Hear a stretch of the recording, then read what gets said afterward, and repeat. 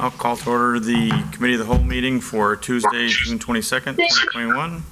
First item on the agenda tonight is roll call. Miller? Here. Rosato? Here. Beck? Knopf? Here. Chanzit? Here. Solfa? Here. Wolf? Here. Barron? Here. Lehman? Here. Ayazi? Here. Malay? Here. Ewert?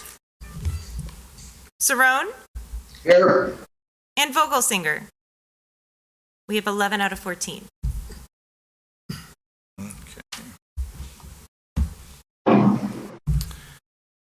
All right. Up next would be a reminder to please speak directly in the microphone for a BATV recording and broadcast. And then item number 3 is approval of the minutes from April 27th, 2021 and May 4th, 2021. Anybody have any comments, corrections, anything? Motion to approve the minutes from April 27th and May 4th, 2021. Second. Motion by Knopf, second by Yazi. Roll call, please. Knopf? Aye. Chanzit? Aye. Solfa? Aye. Wolf? Aye. Barron? Aye. Lehman? Aye. Ayazi? Aye. Malay? Aye. Ewert? Cerrone? Aye. Vogelsinger? Aye. Miller? Aye. Rosato? Aye. And Beck. Motion carried 12-0. Okay. Thought we had 11. Vogelsinger joined. Oh, she did join. Okay. Yes. I did not hear that. Thank you. Okay. Do we have any items to be removed, added, or changed tonight? Nothing? No, we do not. Okay. Any matters from the public or anything not on the agenda? Is there anybody online?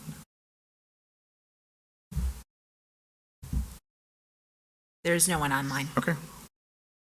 Then we will move right on to Resolution 21-68-R, application for facade improvement grant at 117 and a half and 119 South Batavia Avenue, and awarding said grant to Beardsguard Barbers, River Peak Apothecary, and let's see, is Anthony gonna Yes. answer questions if we have anything?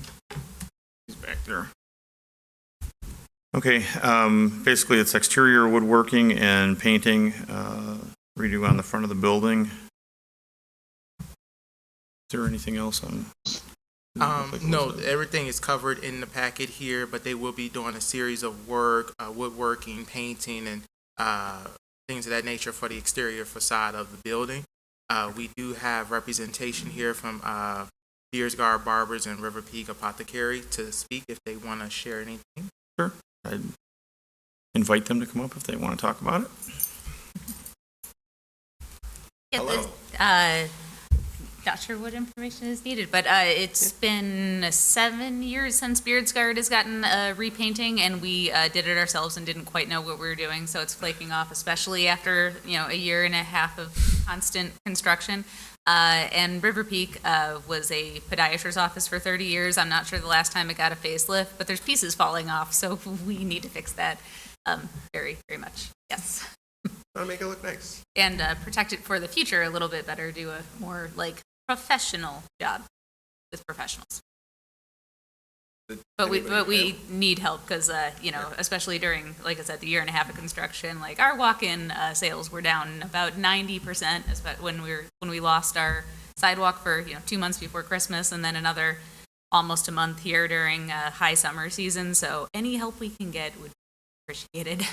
Yeah, and this is exactly what, we do these grants for, is to be able to help you do that, so that way you can get that work done, especially when it's really the facade of the building on that age of the building is really important, because if you don't fix the stuff right, it's definitely going to deteriorate even faster. It's at least 1890s. So Business picking up now that things are done? Getting better. it's, there's still a lot of large machinery out front, and don't know quite when that'll all be done. That part definitely, honestly, has affected the business more than the global pandemic. So we're just excited to have a free street again where people can not be avoiding Traffic jams backhoes large and things. Yeah, construction equipment. No barricades out in front Yeah. would be nice. that'd be great. Okay, does anybody have any questions for property owners? Are you going to film this process? Because your films that you do are wonderful. It's been so long since filming has happened because from the taking to the editing to all of that, that's literally just me. And I also make all the products at the apothecary myself. So until business picks up again, or enough that we can like hire another person to help, it's probably going to be a while before I can spend 12 hours at a crack in a room with editing. We will try to document as much as we can. Andy swims, and who knows, maybe he'll bring a horse. Just so you know, I always Again. like your videos. Yes. Well, They're thank entertaining. you. So. We'll get back to it for sure. Can they give like a little plug on what they sell? Yes, Sure. absolutely. And Everyone when we should go- know what the business is. Yeah, and the other thing I was going to say is if you want to come back for the city council meeting, when this goes through at the next city council meeting, which will be the first one in July. The sixth. Supposed to Sixth. anyway. Right. This process, yeah. Right, and that way you can come up and you can talk about all the things that, now that you have a nice, beautiful, or you're going to have it when it's finished, Yes. a nice, beautiful, facade on the building and out in front of it, it'd be a good time to come in and you get a little bit of, publicity on TV. Promote the business. Promote it. Especially at the apothecary with how it looks out front. Right now, we're just like leaning into the bog witch aesthetic because it looks like a shack in the woods, but it'll be awesome soon. But it's fantastic inside. It is. Yes, it is, for sure. All right. Thanks, guys. Thank you. Thank you. Okay. I will make the motion that we recommend to council Resolution 21-68R, application for facade improvement grant for 117 and a half and 119 South Batavia Avenue, and awarding said grant to Beardsguard Barbers and River Peak Apothecary. Second. Motion by Wolf, second by Solfa. Roll call. Wolf? Yeah, Alderman Wolf, Tony Millay here. Just want to point out on the memo, there's a typo before we vote on it. There's an extra zero, making it 27,250,000 on page 2. Just think that needs to be corrected, and I fully support this. We'll get that taken care of. It's a solid Thanks, grant. Anthony. No problem. Solid. Thank you, Tony. Wolf, Aye. Barron, Aye. Lehman, Aye. Ayazi, Aye. Malay, Aye. you were absent, Saron, Aye. Vogelsinger, Aye. Miller, Aye. Rosato, Aye. Beck, Knopf, Aye. Chanzit, Aye. and Solfa. Aye. Motion carried 12-0. Alderman Wolf, I just wanted Yep. to say thank you to the business owners for coming out tonight because the process is meant to help them to, basically discuss their business, what they do, the type of projects that they're trying to accomplish with the funds that we have available to them. And just having businesses have that opportunity to speak is just incredible. And to see how our town is being built is just wonderful. So I want to appreciate them by saying how happy I am to see how patient they were in the process with this. It was a lot of information. They were very timely with that, and I just want to say thank you to them and continued success to their business. Thank you. Thank you.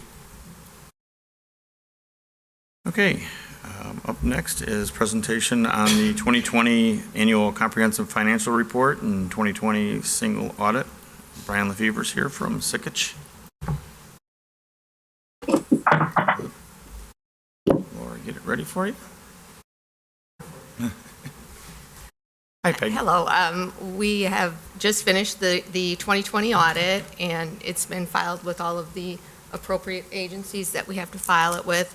And we've also filed for the GFOA Award for Excellence in Financial Reporting. That usually takes about 6 months to get the results of that.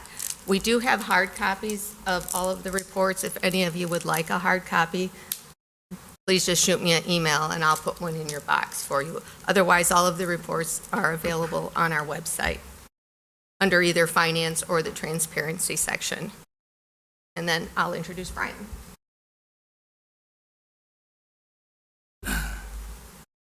Welcome back. Thank you. Good evening, everyone. Good to see you all in person. On behalf of SICK, I'd like to thank the City Council for inviting us to present the report resulting from the audit for the city's year ended December 31st, 2020. So within the comprehensive annual financial report, there's 3 sections to the report: an introductory section, a financial section, and a statistical section. The financial section is what's required under Illinois compiled statutes for an audit of the city's financial statements, and that would be an annual financial report. What makes it a comprehensive annual financial report and it allows you to participate in that award program is the introductory and statistical section. So within the introductory section, see if I'm close on the page numbers. Within the introductory section on the 3rd Roman numeral is the award that the city received for its comprehensive annual financial report for 2019. And this, as Peggy talked about, comes from the Government Finance Officers Association, the Certificate of Achievement for Excellence in Financial Reporting. 13th consecutive year that the city's received this award. It's the highest level of financial reporting within the local government communities. And all of you should be commended for your continued support of the staff of the city to participate in this program. It's a very well recognized and looked on very favorably by the debt community as well. In the financial section, what you engaged us to do is to give an audit of the financial statements, and then based on that audit, give an opinion on those financial statements. So the independent auditor's report is always going to be on SICK's letterhead, and in order for us to give an opinion on the financial statements, we're required to follow 2 sets of standards. The auditing standards are issued by the AICPA, the American Institute for Certified Public Accountants, and those tell us the types of procedures we need to perform when we're conducting our audit. The second set of standards are the financial reporting standards, and those come from the Governmental Accounting Standards Board, or GASB, and GASB sets the rules for the financial presentation for all local governments across the country. Once we follow those 2 sets of standards, we can then issue an opinion on the financial statements. We're pleased to present an unmodified, or what's called a clean audit opinion. And what that means is that the financial statements are presented fairly in accordance with generally accepted accounting principles, free of material misstatement. And this is the highest level of opinion that you can receive on your financial statements. In addition to the opinion that you see in the comprehensive annual financial report, your TIF districts are required to also have a compliance opinion issued where we're testing transactions throughout the year on each of the tax increment financing districts. And you'd see in each of those reports that we also issued an unmodified opinion or clean opinion on the city's compliance with TIF laws and regulations. If we jump back 2 pages on the opinion, you'll see the last paragraph, and it references government auditing standards. That reference there is to the single audit report.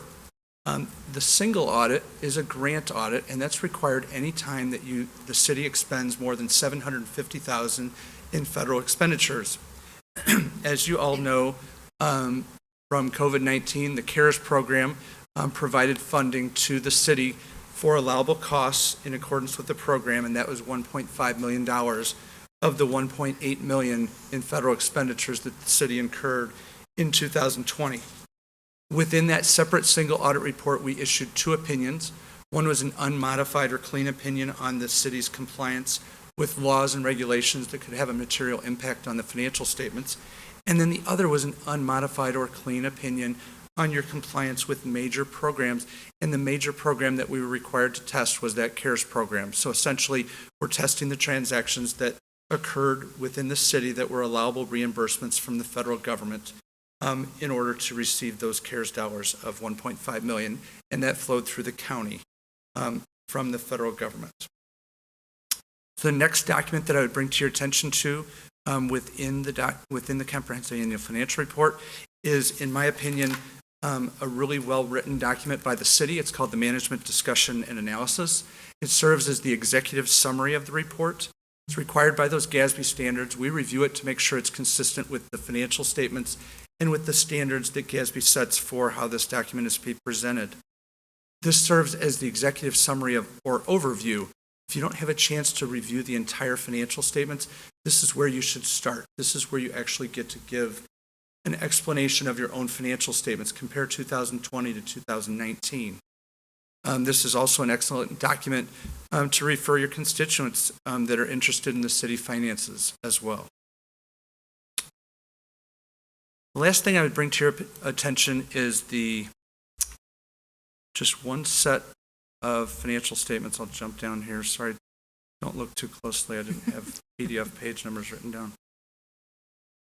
And that is the financial statements for your general operating fund. An income statement, revenues, expenditures, and changes in fund balances. You see in the middle of the page, there's a number that says excess of revenues over expenditures. You see the positive $2,834,000 number. That tells you are structurally in balance for the year. You could afford to provide the services that you're providing in the city based on the revenue streams that you had coming in. You then had required transfers for debt service, but then you were also able to make some transfers for capital. So overall, you had a decrease in fund balance, but like I said, a structurally in balance general fund, ending the year with a fund balance of just over $18 million. There's a lot of good information. I could spend hours with you on this document. I did want to just move to those highlights. The one thing I would point out to you in the document, if you're looking for information related to the city's funding of its pensions, the IMRF police pension and fire pension, you can find that on pages 69 to 74 of the comprehensive annual financial report. And the cities continue to fund each of those pensions in accordance with the actuary's required contributions. So more good news there. In conclusion, the audit, again done remotely through the pandemic, went smoothly, and that's commendation to the city staff working very professionally in any environment. A lot of electronic exchanges of documents, Zoom meetings, no different than what the council does. The audit team is Zooming with the city's finance team as well. Everything was received on a timely basis. Obviously, Peggy leads the charge, and all the staff are very professional and easy to work with. That being said, I open it up to the council for any questions that you might have. Are we going to get a copy of that in an email, or is it on the website? It's already on the transparency page of the website, and it can also be accessed by going to the finance department and clicking on financial statements. I'd just like to commend Sikich has been a wonderful partner to us in the audit process and contributes to our ability to get that award of excellence for 13 years in a row. And then the extraordinary efforts of Peggy Colby, our finance director, and our team in the finance department, because it is an extraordinary heavy lift every year to collect all of the documentation that is necessary to put this document together, to perform the analysis, to write the management analysis for it as well. And they do all of those things while still making sure that all the bills get paid and the employees get paid. So hats off to finance for their collaboration with Sikich in producing this document every year for us. Anybody have any questions, Joe? A question for Peggy. The software we approved last night, will that help make some of this process easier next time with any of the information or paperwork sharing that you have to do?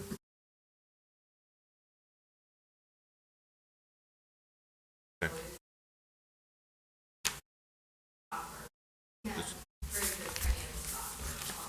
Okay. If not, I was going to plant a seed.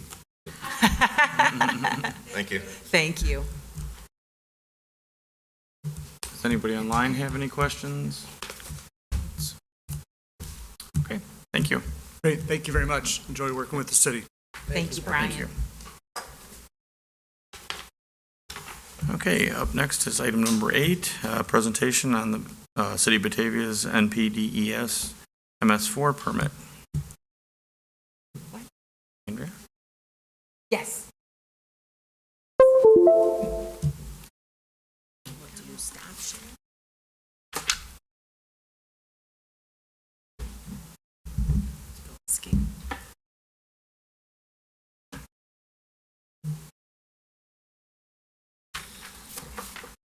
Hey,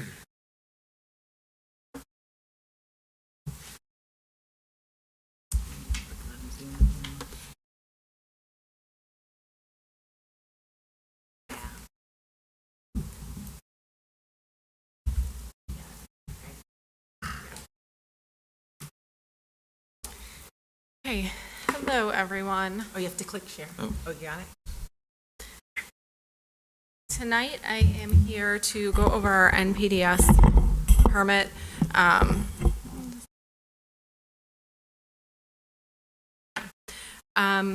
Every year we are required for our stormwater system to complete the National Pollution Discharge Elimination System permit. And every 5 years or so, I will leave it at that, we have to reapply for our notice of intent with the EPA. And we had to reapply back in February, although the new rules weren't out. We still had to submit our document. Go figure. But anyhow, I'm just going to kind of go over our program, what we do, just so you guys are aware. And this is part of a requirement. So back in 2016, they wanted to have public involvement and participation and just have a meeting to go over the items that we do on an annual basis and kind of what the MS4 covers. So what is the program? Like I just mentioned, it's National Pollutant Discharge Elimination System, and MS4 stands for the Municipal Separate Storm Sewer Systems. And most areas in town already have the separate storm sewer systems. I just finished uncombining Area 3, and Rahat and Chris are doing a portion of what is known as Area 2 with the Main Street project. But that is where the storm sewer discharges separately, as you can see in this illustration, just directly to a body of water as opposed to the treatment works, the treatment plant. The NPDS was created with the 1972 Clean Water Act, or I should say it was created in '87 after the Clean Water Act, and we had to get the permit back after 2000 when we hit the threshold for the small MS4s. They hit the bigger municipalities first.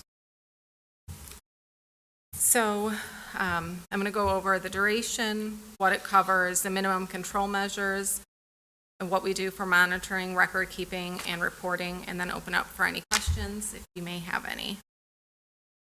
So the permit duration, as I said back in the early 2003, we had to get the permit for that small community when we had more than 25,000 people, and it had the notice of intent, which is typically a 5-year cycle.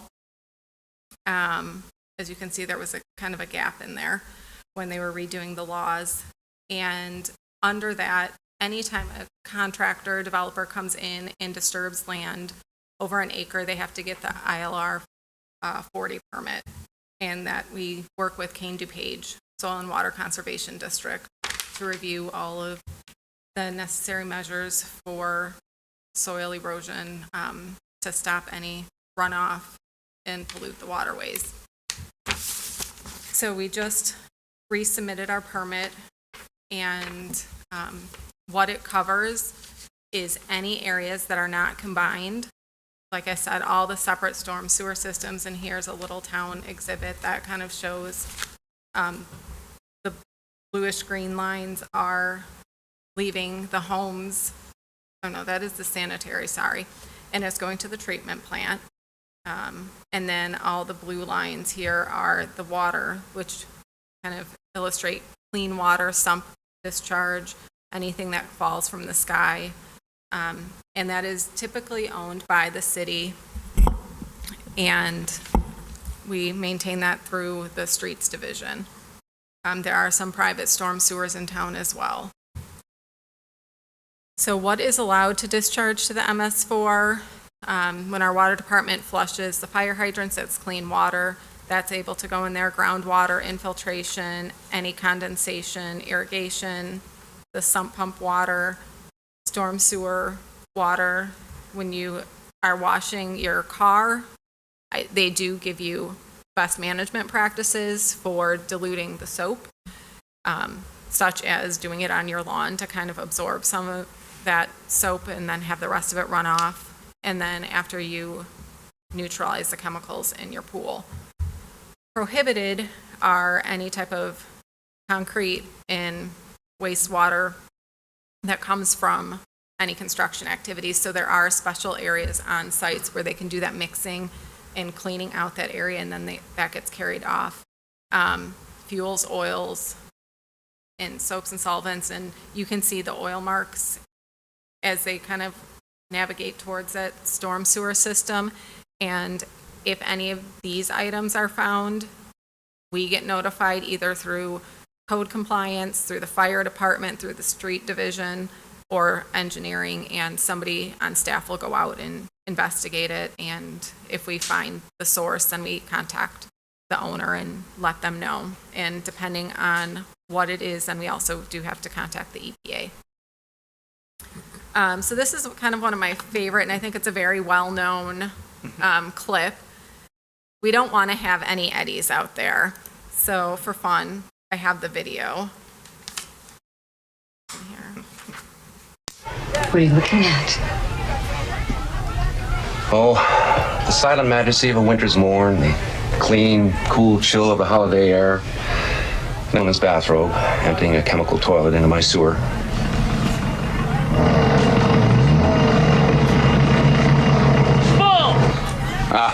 Yeah. Clark, please. I think that was edited. He doesn't know any better. Yep. You ought to know it's illegal. It's a storm sewer. You know, he does show up down on Batavia Avenue about 1100 block, I think. Yeah. South for Christmas.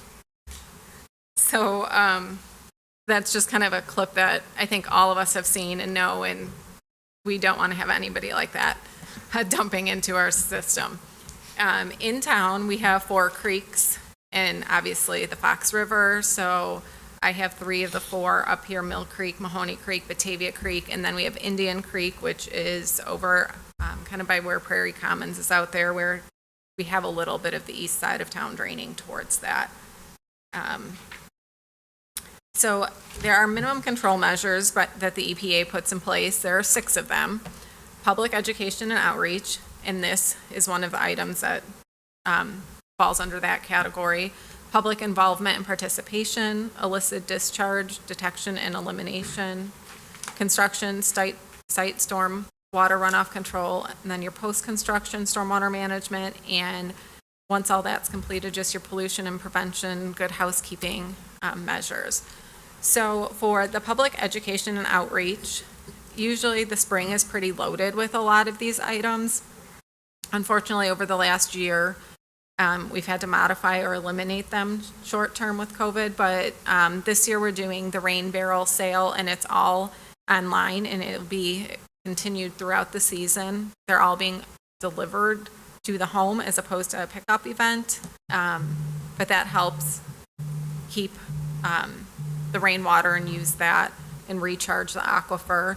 I typically have the conservation at home come in to do a presentation and talk about rain gardens and rain barrels and all of that stuff. This year, we advertised that and said to check out their YouTube channel. They have a lot of their presentations on there that the residents can take advantage of. And to get that out there, we publish articles in the Neighbors magazine. And then you may actually be a conservation at home member where you've had them come to your home. They will come out and give you suggestions for plantings and stuff around your home, and they also have a conservation at work program as well. Continuing along with that, I work with BATV to try and get the After the Storm video by the EPA and Weather Channel put on their queue. And as long as I remember, and they can find the video, it does air in the spring and the fall. In the past, we've attended Career Day at the high school and kind of gone over and explained what civil engineers do and how we protect the waterways and with development and all that kind of stuff. I've gone and also taught and explained recharging aquifers with past teachers there. And then every June, we send out a packet of information to the homeowners that are adjacent to the waterways this year. I just sent out the letters at the beginning of June, and they went to the McKee Road tributary, which is Brayburn Marsh. So it was both business and residential residents of Batavia that got that letter. And then, again, typically we do this truck tails during the week, Public Works weeks in the middle of May, but this year we're pushing it out to August because we just weren't, May was not ready to have that presentation, but Gary goes over to the library with a plow and reads a story to the kids and kind of lets them get on the truck and explains a little bit about what we do. In addition, we also do the participation when the third graders come to the Public Works facility. And this year we did the YouTube, or I think it ended up getting put on YouTube video for them. The public involvement and participation, the annual river cleanup is typically held the third Saturday in May. We did say that that could happen, but we weren't going to do a big event. This year, the event's going to be the third Saturday in September, September 18th, and it's going to be up and down the Fox River with the Friends of the Fox, and they're calling it the Love Your River event. So more information will be posted in our upcoming e-blast, as well as in the upcoming Neighbors articles. Up until recently, Byron also was our staff member representative for the Fox River Study Group that meets monthly and works with the FRIP, the Fox River Implementation Plan, removing phosphorus along the river from all the treatment plants. Now that is, it's a Tri-Cities group, so now somebody from St. Charles has stepped up to fill that position. Illicit discharges. In the last couple of years, we updated our city code to include a section to cover this. So now we actually have rules in there if we find it that they're codified that allows us to kind of go after them, and then we're meeting the criteria. So if you ever want to go and take a look, there, chapter 11, section 8.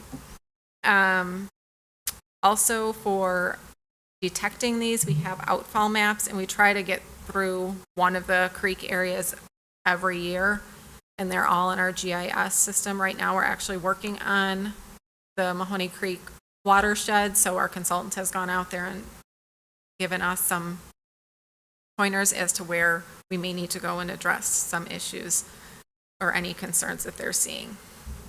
And we just want to make sure that, for example, like pet waste and pesticides don't go down the storm sewer drain, because what they end up leaving at the end is not healthy for those on the receiving end, especially with all the fish and aquatic life we have in the river. And now going to the construction side, there's a site stormwater runoff. And what we do here is that we have one of our inspectors go out and check out the sites, and depending on the site, also Kane DuPage will be present and do that. And if we find any measure unacceptable and not following the plans or the rules of the permits that they have, we will give them a stop work order, and they have to stop immediately and fix what they're doing before they can continue. And as I said, Kane DuPage reviews, we have an agreement with them, so they do review some of those. And that's just a sample of their letter. For the construction runoff and how we control it, we require all disturbed areas that would drain to a collection system like an inlet or a catch basin or open graded manhole to have that catch-all bag, which collects all the silt and sediment in it so it doesn't go and dump down into the river. It also helps save us time so we don't have to jet and clean our storm sewer systems. We also require a construction entrance with stone, or depending on if it's already a constructed site that has a hard surface, sometimes it'll just be the pavement where any of the dirt can track off on that before it gets out to the roadway. And then we also always do silt fence inspections before any type of work can commence. And there's an example of a good silt fence and a bad silt fence, where the bad will allow any of that debris and sediment to kind of go through it and or over the top of it. And when we notice those things, we do have those get fixed right away. Afterwards, we want to make sure that everything is seeded and blanketed, and then per the EPA's guideline, it has to be at 70% density for coverage, and then we can allow some of those measures to be removed. And as I mentioned, we have the prevention of the storm sewers getting cleaned and then also going and cleaning them. So here's an example of our vac truck going down there and taking a look at it and jetting to make sure that the system is clean. And over the course of time, you know, you get rocks and debris and dirt that sits on the road, and it ends up filling up some of those structures. In addition, everybody is required to have a dome to contain their salt, so it's not just out into the open, any public works facility. So we have our salt in that dome. We have the drain inside our floor in the public works facility that goes into a triple basin so that all that grit gets separated out. And we do street sweeping a few times a year, and then all of the public works streets division, they attend seminars to keep up to date with the latest practices. And we have to monitor, record, and then report annually. So we monitor through that Fox River Study Group, and they have some data that's collected, and we can utilize that being a member.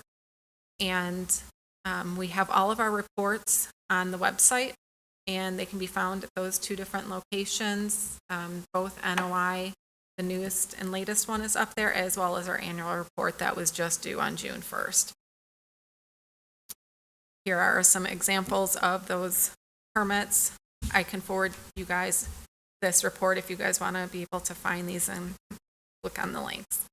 And that ends it. We occasionally get audited by the EPA every couple of years, and one of their representatives will come out and go through the report with us and take a look at what we have done. But that is the extent of our MS4 permit. So if anybody has any questions, I'd be happy to answer.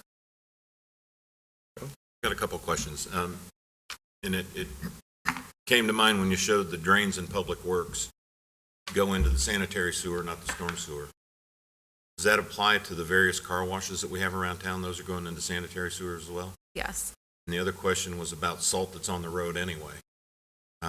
Where does that end up going? And is there any monitoring of how much road salt gets into the storm sewers that eventually finds its way to the river? We have used a brine. I think Gary may be able to answer a little bit more with that. Bill Kellum has used a mix, so it kind of helps lessen the amount of salt that we have to use. But we don't, there's no tracking measure besides what goes out in the trucks. Yeah, there's no specific tracking, but Public Works in general has recognized the need to cut back on chlorides. So over the last decade, with the use of brines and beet juices and other mixtures, we have cut back significantly on the use of salt. Thank you. Anybody else have any questions? Anybody online? Thank you very much. Hey, Alan, this is Abby. I joined around 7:20. Okay. Let the record reflect. Alderman Beck came in at 7:20.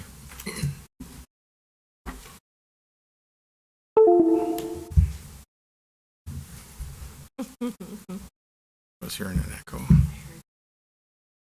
Okay. Up next will be a discussion on Illinois energy legislation. Oh, joy. Yes. Waiting continues.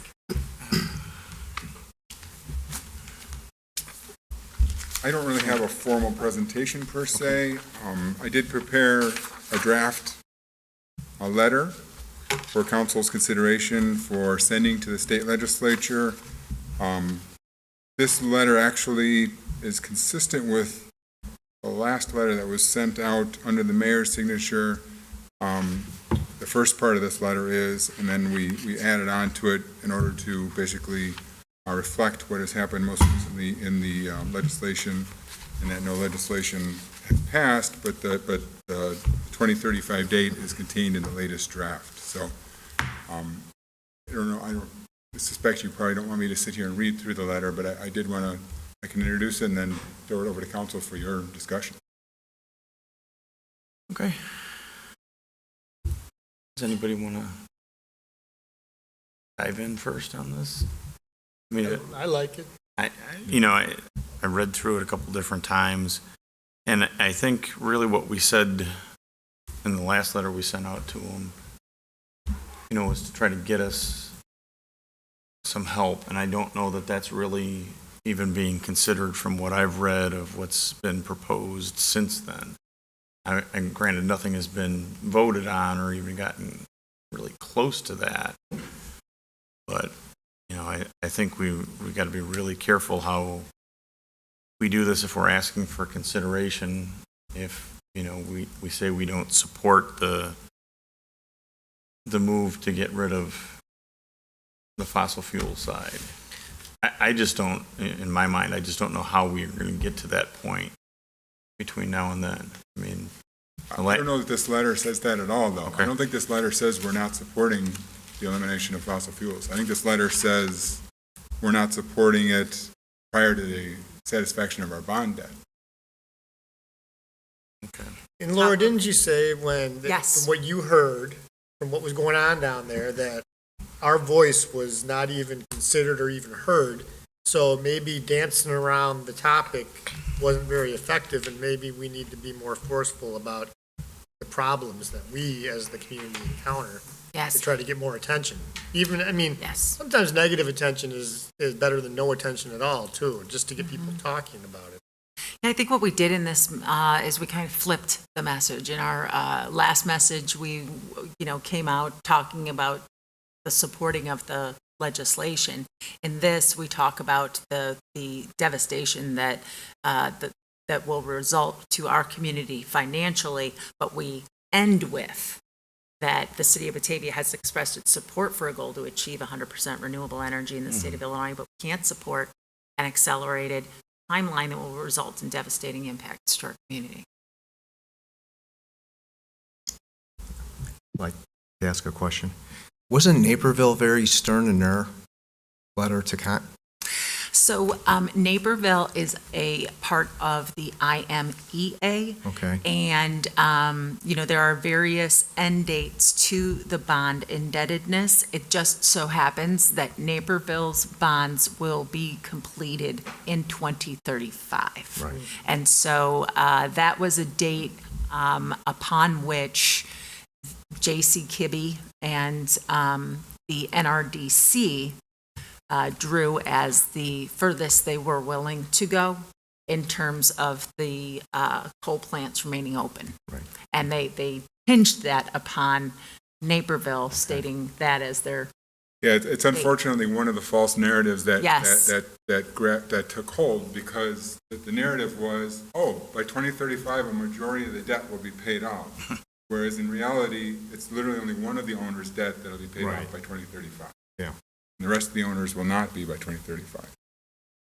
Well, I think we have to be stern because they are giving Exelon $600 million, Right. right? More than Yeah, that, I think. 700. Yeah, I was going to say 700. So to ask for a bailout in our situation, to me, that's small change compared to what they're giving Exelon. Mm-hmm.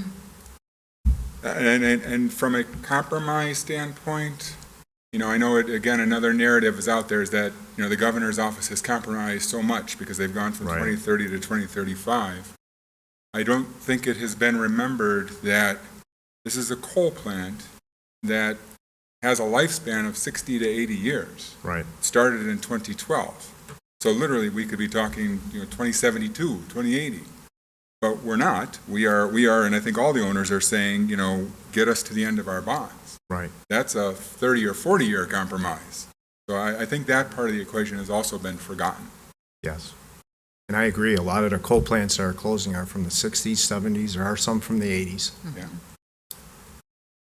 But this came online in 2012. Yeah. Under the Obama administration. So this Right. was not approved, under a Republican administration. Yeah. So.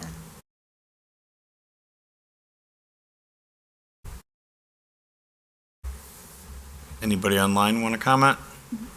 Abby Beck has her hand up. I guess I have a question then. Why aren't we stating in our letter that we approve it being closed in 2042? If the goal line has already moved from 2030 to 2035, why aren't we asking for it to be closed in when our bonds are paid off? I think that's in the third to last paragraph. It's in the last sentence. We put a date in there? Sorry, I don't have it in front. Batavia is opposed to any proposed closure of Prairie State prior to the full satisfaction of our bond debt in 2042. And have we confirmed that the $25 million that was in the original bond to help with decommissioning the plant is still in there?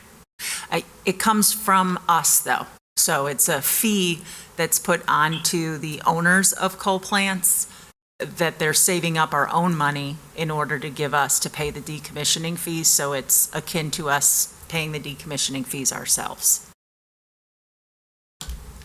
And in reference or, in the latest developments that we've heard, rumors of, industrial discontent that's been looming for decades, are we not worried that there's no light at the end of the tunnel under this scenario if we were to win with this letter? No, because I think that if the plant were to remain open until 2042, the closure of the plant and the satisfaction of the bond indebtedness are the two requirements in order for our 55 megawatt contract to be concluded, and therefore we would be in a position at that point to set in place alternative energy contracts. So it would allow us the flexibility to determine what to do beyond Prairie State, which I imagine would put us in a better position than we are today. And closure in 2042 would resolve the concurrent expense issue where we're going to have to still pay on the bonds, purchase replacement energy, purchase replacement capacity, and pay for decommissioning costs. If the plant were to close in 2035, we would have to pay for all those things, which never was contemplated when we went into that. Sarah, I have a question. Okay. When the other owners of Prairie State, is 2042 when the rest of the bonds are up, or are there any that go after that time? There are other owners' bonds which go longer, yes. What letters are they writing? What's the timeline that they're asking for? Again, I would let them write their own letters. This letter is written from Batavia City Council on behalf of Batavia. So. No, I understand that. I'm just wondering how far into the future, if they're asking for even later. Yeah, I don't think it's to 2050. I think it's 2047. 2047, I think, is the latest one. And I'm not even sure that's in Illinois. That particular owner is not in Illinois. Right, that's an out-of-state owner. Okay. So it could be 3 decades before anyone in Batavia could self-generate. They're self-generating now. Anybody new could self-generate. We still have capacity for our residential customers to self-generate. But industrial users that want to come in and have green energy would not be able to. Just according to our own code, so we are free to change our code to allow industrial users to self-generate. It's just that they're self-generating at the expense of our other customers, because whatever they're generating, then due to the 55 megawatt contract that we have and are not consuming, that what they generate, the expense of not consuming the 55 megawatt contract, that comes on everyone else's bill in the form of the PPAF.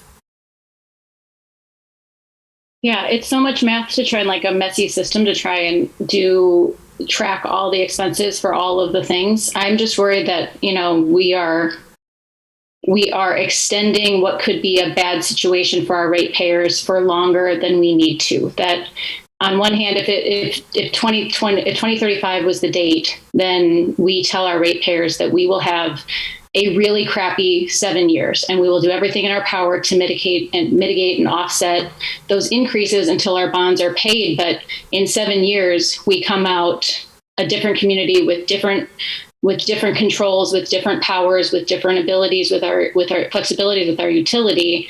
But otherwise, like I mentioned in the last conversation, without that date, we don't have an end in sight. And so when we've already got this crappy situation and unhappy customers, we're just saying we're going to stick with that for the foreseeable future. So the problem with that is that an early closure is a financial cliff, and I'm sure that there are many of our residents who say a financial cliff, that that's the cost that we will have to bear.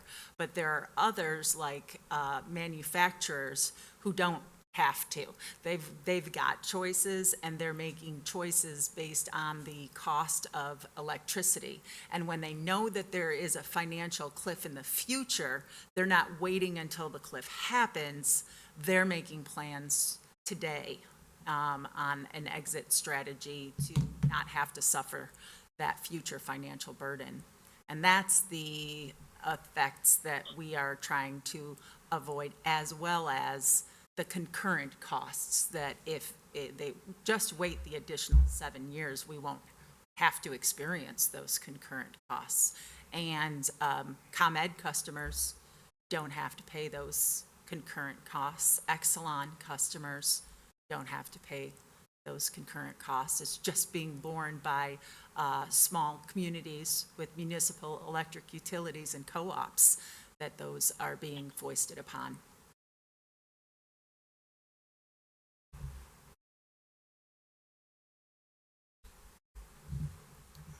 Anybody else? When would we be sending this letter out then? I mean, potentially whenever one gets approved. What's our time frame? As soon as possible? Are we trying to do I would this? say as soon as possible. Yeah. What I'm hearing is conversations are ongoing, and your legislators could get called back at any time to Springfield to vote on this. So it's important to keep this message in front of them at all times. I've made calls this week to legislators to talk about this issue, and I'll make appointments to talk to them next week. And this letter also is a measure that will help to keep our interests and potential consequences right in front of them should that come to the floor for a vote. Yeah, because I think from what I've read, there really is no discussion at the state level for any kind of subsidy or anything to help anybody that it would be in that situation. There has never been any of those types of discussions. Right. So I think the odds of something like that happening is zero at this point. I had a conversation with a Geneva alderman that was talking about, they're basically just looking at what are they going to do with the generator that they have? Because then we'll not be able to use it anymore. And the investment that they haven't even finished, I don't even think have finished paying for, they're just going to have to get rid of. Right. So, it's all different levels across that. I'm still really interested in, and I think that this, not that it helps any of this, but I'm still very interested in what is going to happen if this goes forward and the entities outside of the state of Illinois come after the state of Illinois for what they're doing, to shut down anything that's fossil fuel, that they purchase off of that. So that'll be just a huge legal battle that somebody else will have to answer. Yeah. Well, if we're at 0% now, I think we need to do something to get it maybe a little bit more than 0%. So sending out a letter, I believe would be helpful, especially if we can get Maura Hirschauer and everybody else on board that's local here. Exactly. Alderman Chanzit has his hand up. Go ahead, Dan. It concerns me that we haven't really got any reception, that the dire circumstances that we face if this thing does move forward. Doesn't sound like we got any consideration for it. So I guess I'd have to check everyone's temperature again. We don't have any provisions in the Illinois Code for municipal bankruptcies, and I feel like if they're not going to listen to us, we need a way to orderly end our finances. We have to talk about that, or we have to ask them for it, because I don't think they're going to realize that we are serious until we acknowledge that has to be an option for us. It has to be an option for us, and we do not have that according to Illinois Code right now.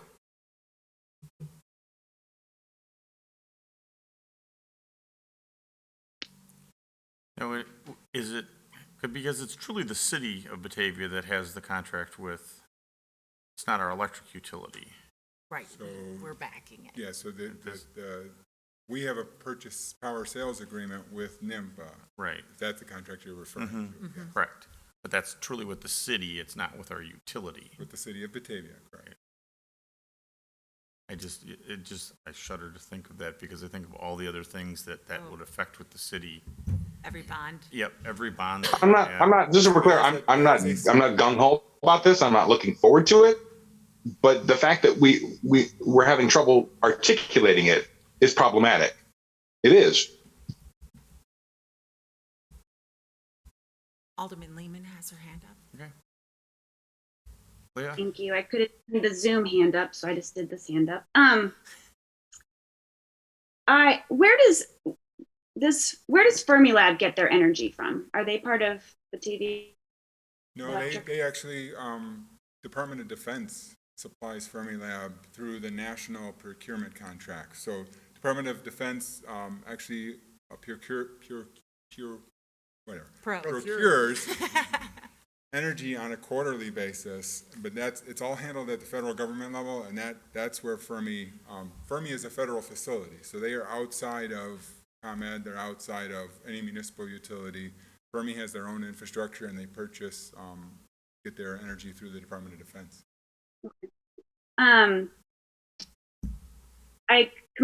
understand that our concern for the potential financial burden is like really weighing on us, but it's still about, in the memo or in the letter, us asking for an opposing vote as feeling like that's our only option. And I guess I'm curious, like, to the council, do we feel like that's where we're at? Is that our only option at this point? Do we have the opportunity to continue meeting with legislators to leveraging our large industrial company? But is this where we're at? Like, is this just our final place?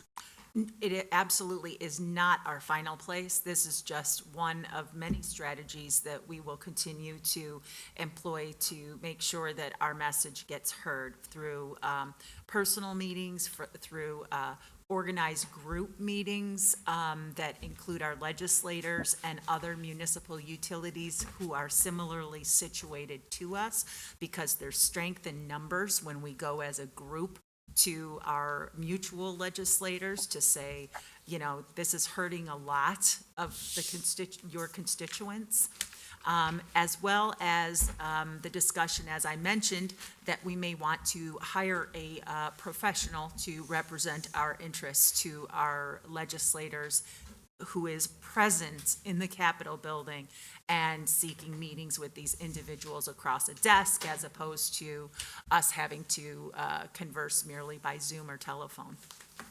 If I can make one additional comment. Right now, the only draft, there was two drafts floating, a Senate draft and the governor's draft, and now it seems to be consolidated into one draft. But the only draft is 2035. So that's where that notion of opposing comes in, because that is the only language that's out there right now, is the 2035. And is that clear in our current memo that we're addressing? Well, again, I go back to that third paragraph. Batavia is opposed to any closure prior to our bond debt in 2042. And then we ask for your vote in opposing, the premature closure of Prairie State. If we want to add further language on there and say that, we would, to even further clarify it, saying that we would support 2042, we certainly can do that. I would like clarity on what we're asking a no vote on, like what we're asking them to vote no on. And I would love for Batavia to show more interest and support in clean energy, in supporting our climate, in supporting our state and the health of individuals, in supporting the communities of, like, we're right now talking about Batavia's interests, financial interests, which we should, but we also like to show our support for this legislation is also super important for our city. Also, like, I guess I'm feeling this passionately, but we're the city, our nickname is the City of Energy. And just to continue, like, to have forward future thinking, to, like, historically even, and not, I just would love to see that also coming through from our voice in our city. So one of the things that I can go point to a couple of things in which the city of Batavia has promoted renewable energy, and it's voluntary things that we have done. This city council voted recently to allow Suncast to drastically increase or to put the solar onto their manufacturing plant. We also provide credits to homeowners who are installing EV chargers in their homes in order to encourage them to purchase electric vehicles. We have adopted the Greener Regions Compact through the CMAP organization, and it is one of the goals of our Batavia Environmental Commission to audit our progress on that and to make recommendations on action items that are present in the Greener Regions Compact for the city of Batavia to accomplish.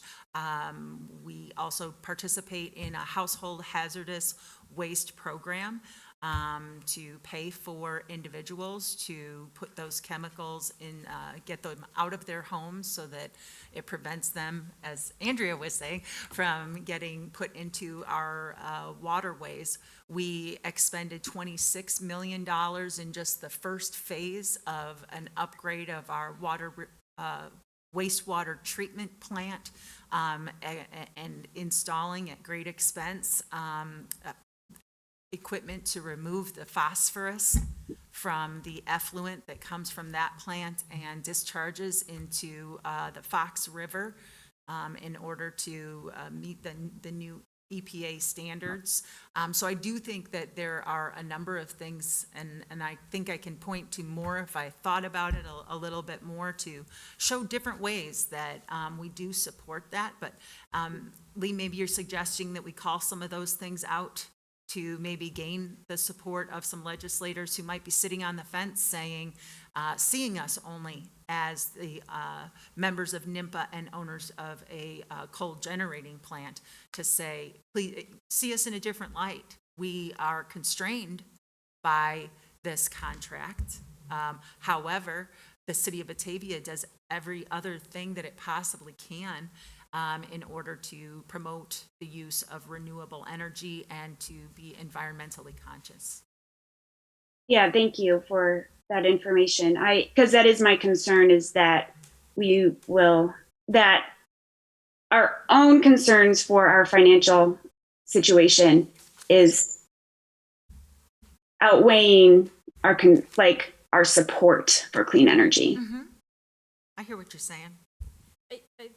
One thing with sustainability is this is just one aspect of it. And Laura, you went on with many things that we're doing.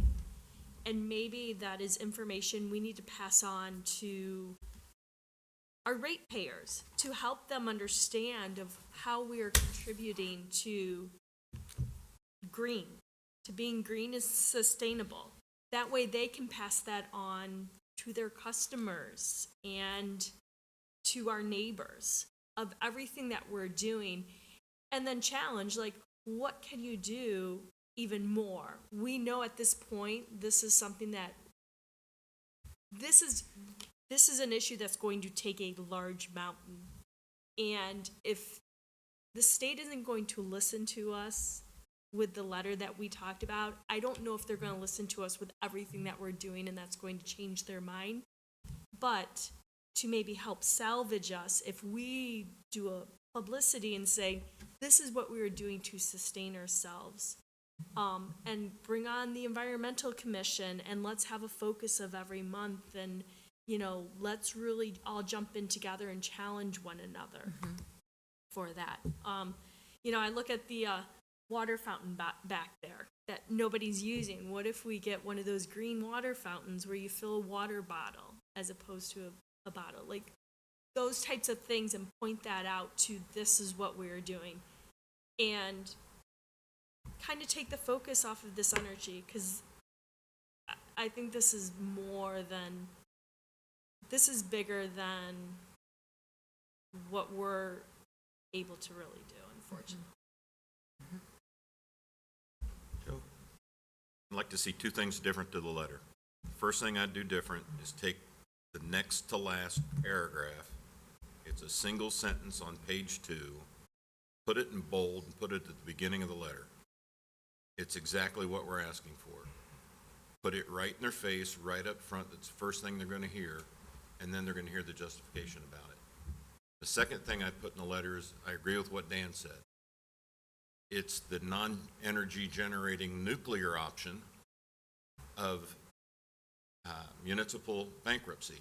It's not a tool we'd ever want to use, and I understand the ramifications of ever using it, but I think having that tool there and letting them see that we're serious, here's some of the options we're considering that you may not have considered, will help drive the point home.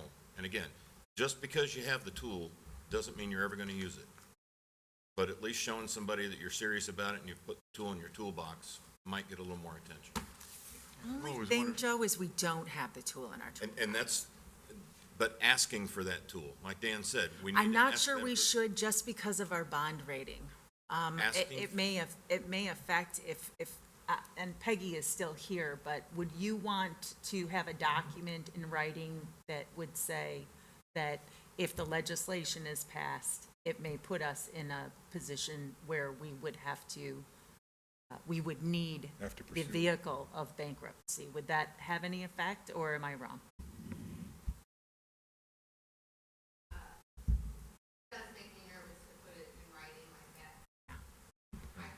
I understand the sentiment.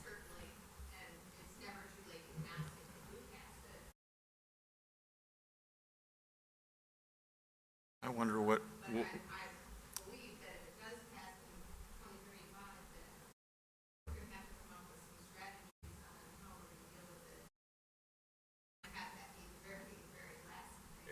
And, you know, I can use it in conversations too, when I'm following up this letter with conversations to say, if you're going to do this to these communities, you may also want to provide them with that tool of bankruptcy when they find themselves, you know, completely succumb to having to pay the bond indebtedness at the same time as all of these other things.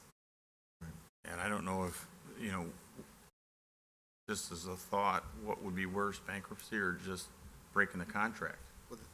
Just break the contract. You can't, that was what we explored. Right, I know Yeah.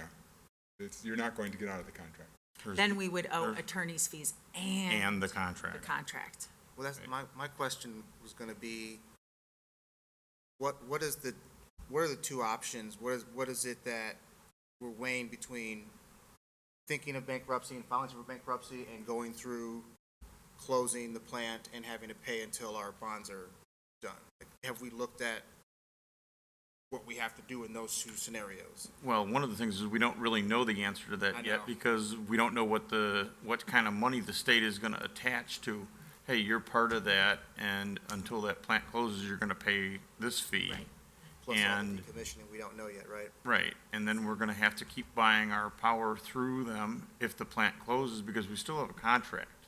Right. For the capacity, correct? Correct. So we're We still, still have a power sales agreement until such time that the bonds are paid off, Right. under the scenario you just painted. So the plant is- so they close the plant, and we're still in that contract, that means that the provider still has to go out and find that power for us. So that means they buy it from wherever they can buy it, whether it's generated in the state with whatever's left running, or from outside the state that's connected to our grid, which could be coal, which could be gas, which could be nuclear. It could, right, it could be whatever's out there. So that's kind of the reality that we're in. And, you know, the frustration to me is, I think we pretty much all agree, we'd love for it to close tomorrow, if there was a way we could do that and buy power somewhere else, whatever that could be. I just don't see the reality of that being ready, especially when we were originally talking at 2030, that being ready to go. I mean, I'm looking at some of the news reports I've seen in the past week, that there's places where they're asking people not to charge cars, not to run air conditioning at night because the grids can't handle it. California. Yeah, in California and in Texas.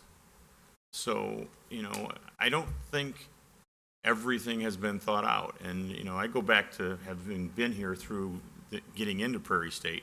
We listened to all the experts, all the people that were supposed to know what they were doing, telling us that it was going to work and it was going to be great. And that's the same kind of feeling I get from the groups telling me, oh, we'll have the battery technology ready by then. Our grid will be improved by then. We'll be able to generate it all with wind and solar by then. And it's the same type of authority and feeling that we got back then, or at least that's the way I feel about it. And that's what makes me really nervous right now, is to get into that situation and then not have it ready. And on top of that, be paying for two sources of energy and then not having the one that we actually have work all the time. Alan, I have to push back on you a little bit because not all the experts told us that this was a good idea, and those are the same experts that wrote CEJA. I'm sorry, I can hardly hear you. Oh, is that better? No. Any better? No. What's wrong with my computer? Better? A little bit. I will yell, but That's it's better. the same people there. It was not unanimous experts telling us that this was a good idea. There were experts that presented to the city that said this is a bad idea, and they were the same ones that are writing CEJA and helping advise along this transition to clean energy. So it's just the experts we chose to listen to, and we are still choosing to not listen to them today.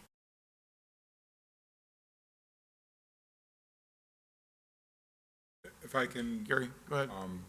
I guess I would agree with Laura, and I don't want to discount the discussion of bankruptcy, but I think it's best at this stage to keep that as maybe just a discussion item and nothing officially in writing. And Alderman Wolf, to your point, there's also discussions going on regarding potential legal avenues, and those two are at the discussion stage and nothing in writing. So I think that's the most appropriate place for those types of topics at this point in time. If 2035 ends up being the final date and we find ourselves facing, you know, these issues, then we can always go back and pursue something else, to pursue the nuclear option if we choose to at that time. But I think we can keep it in the discussion phase right now. It could be just as effective at this point. I see Peggy moved up here. I don't know if she wants to come up and say something. Oh, sorry, Peggy. Because I'm very passionate about this topic. If this passes and we have to close in 2035, we will have to pay $88 million for this. Zero. Nothing. We're just going to have to give that money away.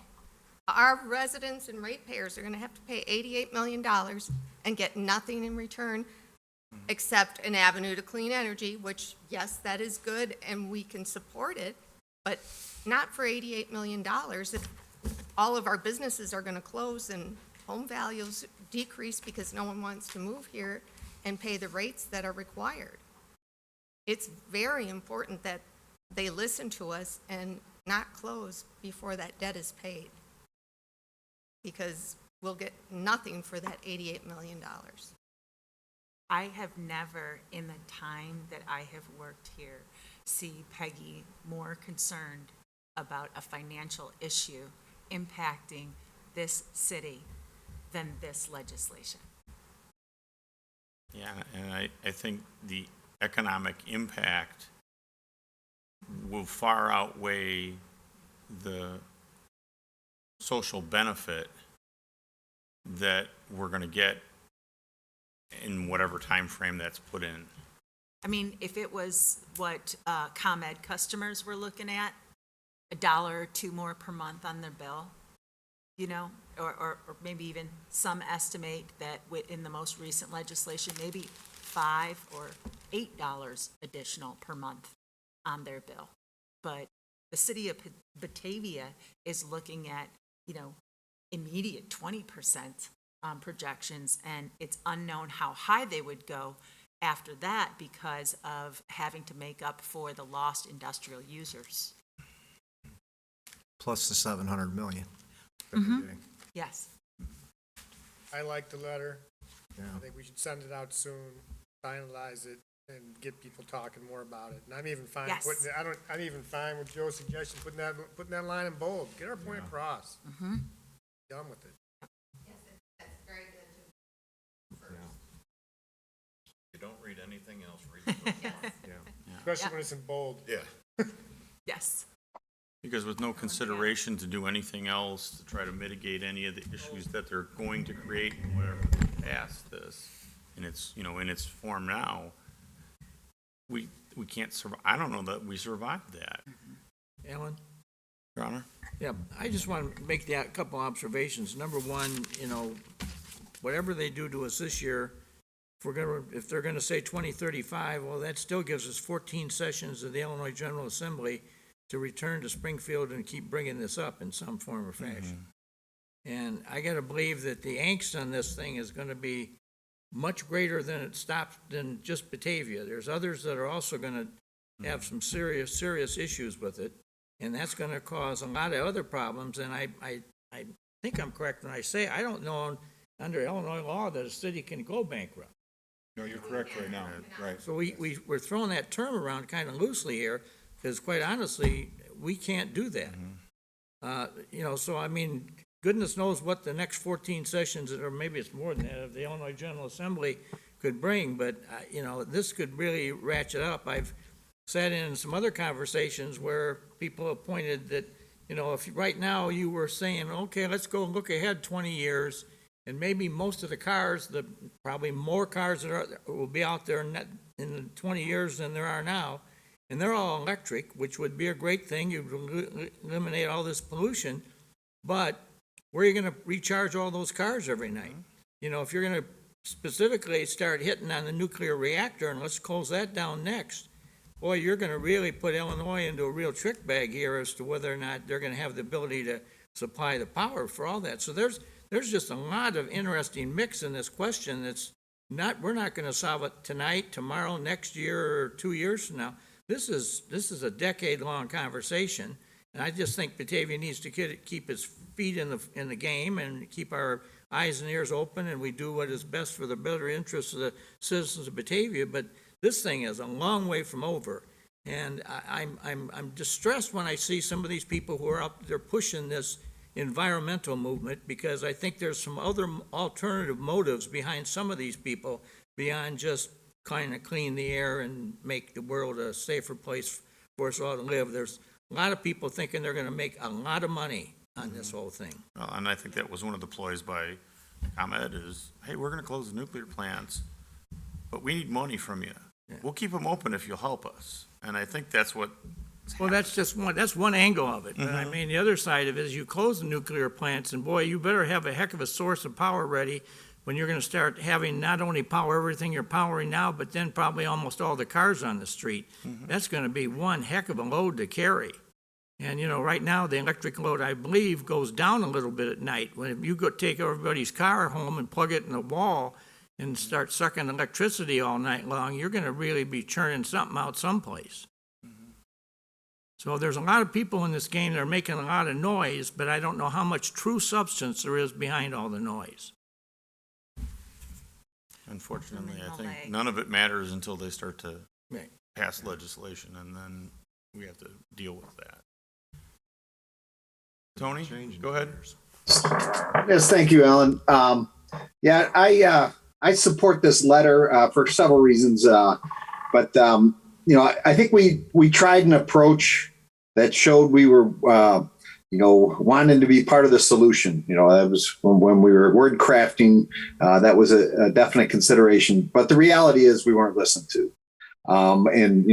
Laura, I totally believe what you say. I read on a daily basis Rich Miller's Capital Facts, primarily for work because he covers education, significantly. But I will say during this whole discussion on the clean energy legislation, he has mentioned municipal utilities.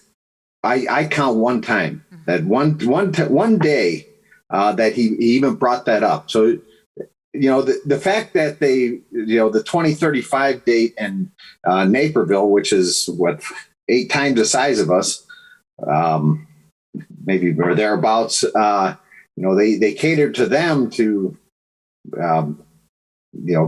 make sure it wasn't as big an issue there. But the reality is $88 million is putting us on the hook. That's going to be devastating for us.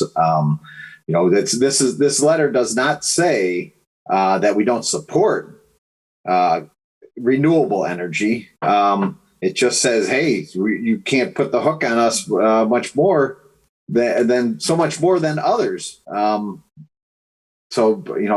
other piece that I like about this letter, it is much more detailed on how it's going to impact us. We were using bullet points before, but this goes into very specifically the damage that it will do to Batavia. I am the first one to want to see clean energy, renewable energy, actually. And I don't, to be honest with you, I think if this legislation goes through like this, it's going to set us further back because there's other municipalities out there that are going to be hit big too. And it is while it is a long time away, Mary, you're right. There's 14. I would contend there's 28 legislative sessions because they have the veto session every year. Who knows what's going to happen in November. So I would support this letter as it is. In terms of bankruptcy, that tool could be important at some time, but I think it's a little premature to go down that road because it could cause harm. So I think it's an appropriate letter, and I think we should send this to all our legislators, the governor, and the speaker and the president of the Senate. Because I don't think they've quite heard how big a impact it will have on us. That's my thought. Okay. Anybody else have their hand up? I thought I said another one up earlier. I have one more question, Alan. This is Leah. Go ahead. First of all, I just want to say again, I do support Batavia in the letter communicating the impact that this will have on us financially. Another question I have, though, has RMI had a chance to respond to points in this memo? Since we're kind of going head to head with them. During the initial discussions with RMI, all of these points were brought up to them. We discussed specifically the purchase of replacement capacity.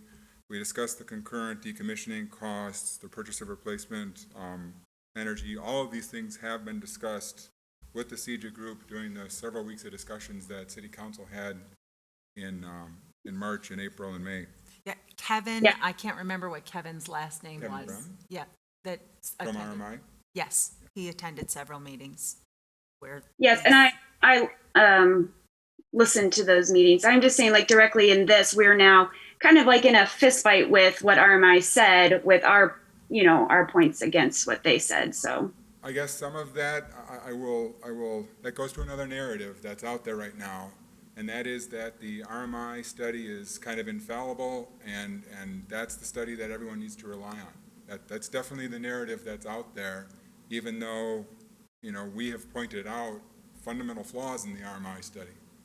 So that's kind of the point of bringing that up. And I think that when the matter was discussed with regard to the cost of energy, and that the challenge was made that it was including the operational costs, we were looking at those graphs, and Kevin acknowledged that it wasn't a direct comparison to if we were to be purchasing energy on the open market. But there was the advantage of being an owner was that capacity was included. And I think that there was an acknowledgement on their part that energy being different from capacity, we would lose that capacity by no longer being an owner. And also, everyone needs to keep in mind that report is written in a generic fashion, not with respect to any specific owner. So that report doesn't reflect what's going to happen with Batavia. And that's, I guess, why we point this out, that is, they didn't take into account really our issues. And they said that the debt is a sunk cost. Yeah. So just don't even consider that. We still have to pay it. So it is a consideration. And they specifically said, well, you're going to have to pay it anyway. So I don't understand how they can discount $88 million and say, well, you got to pay it. It's the mortgage analogy, Yeah. right? You can say that the mortgage of the house is a sunk cost because you are obligated to pay it whether or not somebody takes that home away from you or closes it or condemns it. But the fact of the matter is you'll still be obligated to make the mortgage payments, and you will need to find another place to live and pay for that and all of the other expenses associated with it.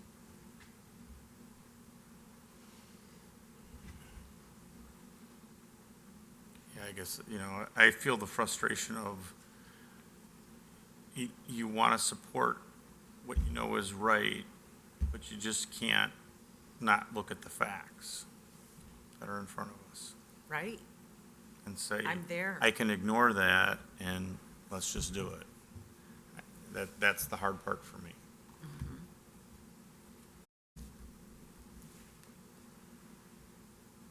So do we want to leave it alone, other than move the one sentence up to the top? And make it bold. Make it bold? Obviously, the way we tried to, tussle with it last time to get a letter that we all felt 100% comfortable with and send that off really didn't do anything. I think it was helpful. I really do Right. think it was helpful to the discussions, but now we're at a different point. We've had all those conversations, and now is the time to be bold in our statements, and I believe this letter does that. I'm good with it.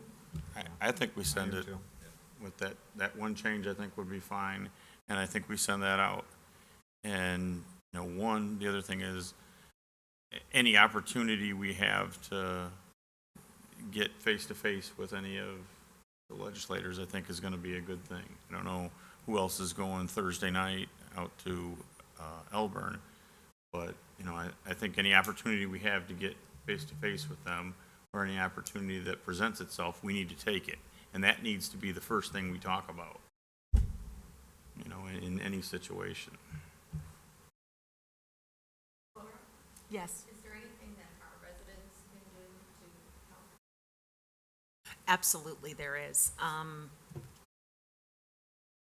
Unfortunately, we've had so many meetings over so many hours to discuss this complex situation in which the city of Batavia is with regard to this contract. Residents who will understand, and that this is part of the second part of our discussion, so maybe it's a nice segue to the next topic on the agenda. I think if residents understood how much more Batavia is paying than the rest of the ratepayers in Illinois, or I should say, those who have a municipal electric utility associated with one of these two coal plants that are under consideration for, closure, even though they are newer plants. I think then they would feel differently about it. But I think that they feel that if the impact is just, I have to pay a couple of dollars per more, close it tomorrow. But if you knew that you'd have to pay an $88 million in bond debt for nothing on your bill, and what that looks like, I think that more folks would speak up and say, I'm for moving to clean energy, but it should be equalized amongst all of the ratepayers in Illinois and not borne so severely by my community. Alan, I think there's a community member with his hand up. There's somebody on. I can't see the screen. There is. Yes, there is. Citizen Callahan? Hi, long time listener, first time caller. I apologize if I missed your hand for a while. No, I just raised it because you were actually just hitting on, as I was listening to this, I wasn't going to say anything. I was just listening because I'm interested in this. But it's been tiptoed around a little bit, and Dan's kind of touched on it, Leah's touched on it, and even Peggy has touched on it. What's missing is the emotional impact of this. The reason why I, and I know others on council, support the closure of it is because we know that the harmful impacts to health to the public are incalculable, and that is what's weighing. The state is not listening to you because they don't have to. The numbers are there. The philosophy is there. What's missing is the human element of the economic impact, that it is not something pedestrian as money, that what's going to happen is people in our community will not be able to afford food because the rates will be too high. They will not be able to afford medicine. We will be talking about quality of life that will impact residents in a way that they're trying to prevent deaths due to coal plants. And that can't be understated. I fully support early closure because of the harmful impacts that are happening to people. But I also recognize that the monetary impacts will be devastating to people, putting our residents, us, me, you, into bankruptcy. So to Dan's point, you need to be able to say it because your residents are going to tell you the same thing. You're going to bankrupt me if you do this to me. So that is all I had to say. Thank you. Thanks, Marty. And I think that's the real, and that may be how we draw the public into, supporting the, backing this to try to get the legislators to do something that works for everybody, not just. And if members of the public feel strong enough, we certainly encourage them to reach out to their legislators. That's what's going to have the most impact. Yes. Is pick up the phone or send an email, contact your legislator. And that's something we could get on the website. That's something that we could put in utility bills when people see them, and also attached with the next item. As soon as you start talking about what it's going to affect somebody's pocketbook and what else they can do with their lives, like Marty just explained, that's, I think, where it becomes reality to everybody, not just the people that are interested in it. And then our room will be filled. And then our room will be filled. Yeah.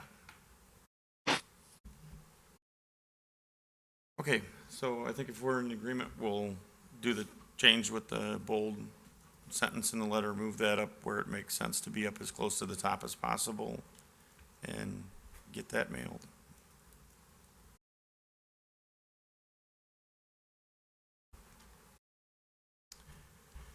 Okay, then up next is number 10, discussion of Batavia electric rate increase.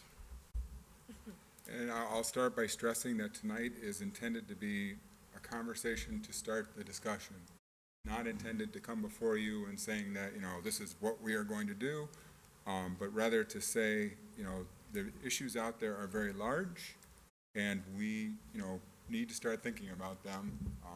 Strategy may take 10 different paths, but eventually we need to come up with some sort of strategy. At least it's staff's opinion that just ignoring or relying on hope for the future that things turn out okay probably isn't a good strategy.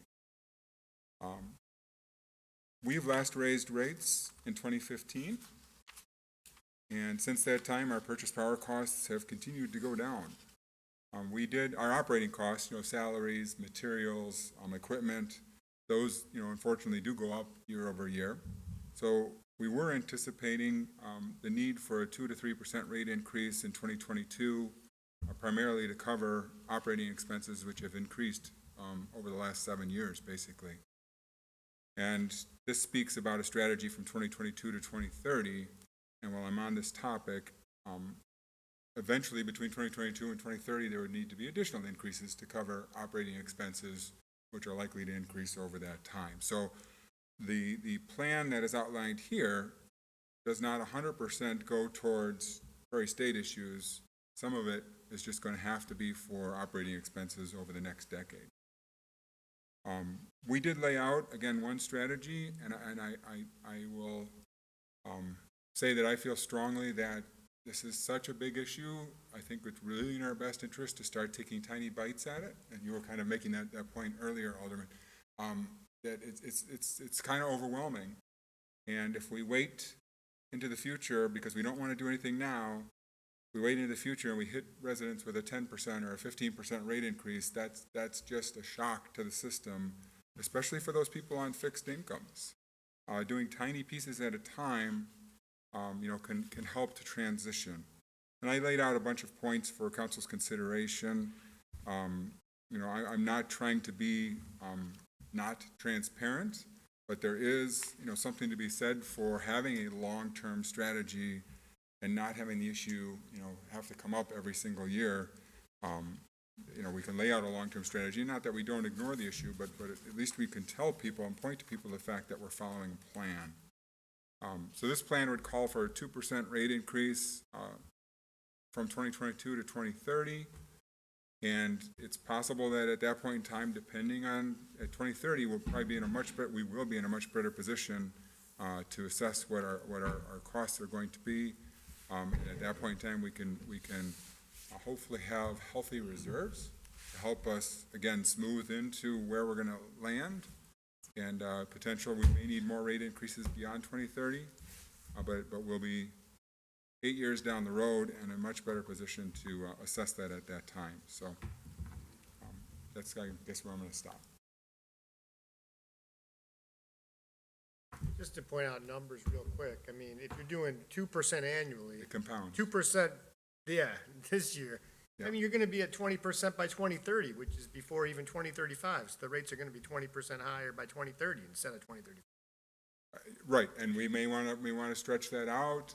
But what I'm saying and what we've said, I think Laura touched on it. We don't know that it's not going to be more than 20%.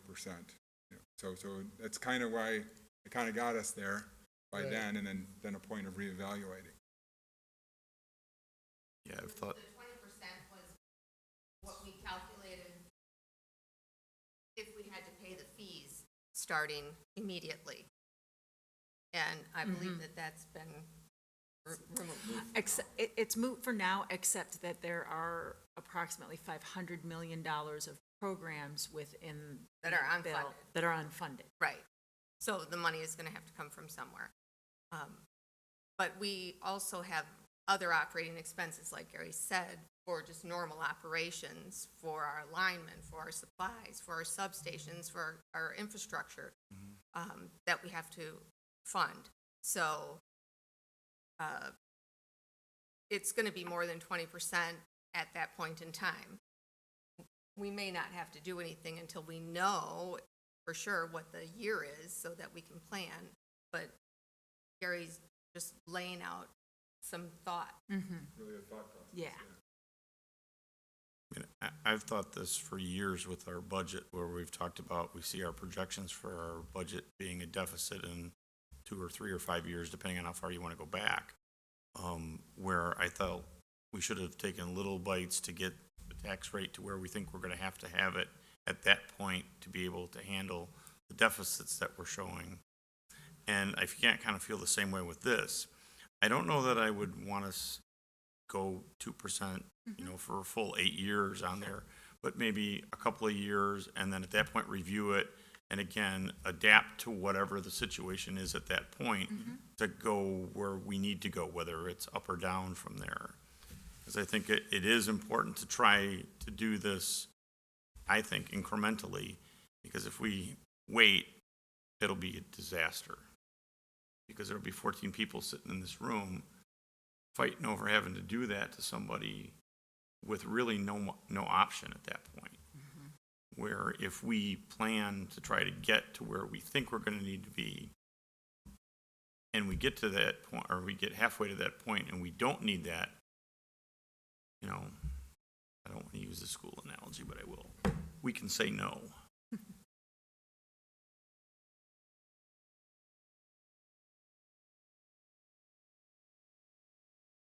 You increase the rates by 2% every year compounding, it's gonna make people think twice about how strongly they may or may not feel about closing Prairie State, I'll tell you that.